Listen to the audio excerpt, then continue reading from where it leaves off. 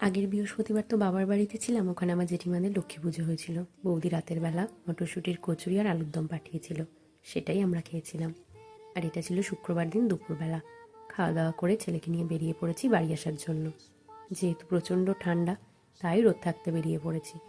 আর এখন তো স্কুলগুলোতে রেজাল্ট আউট হচ্ছে, বই জমা হচ্ছে, নতুন বই দেওয়া হচ্ছে, তাই দেখলাম স্কুলও সেই সময় ছুটি হয়েছে। কত ছেলে মেয়েরা বাড়ি আসছে।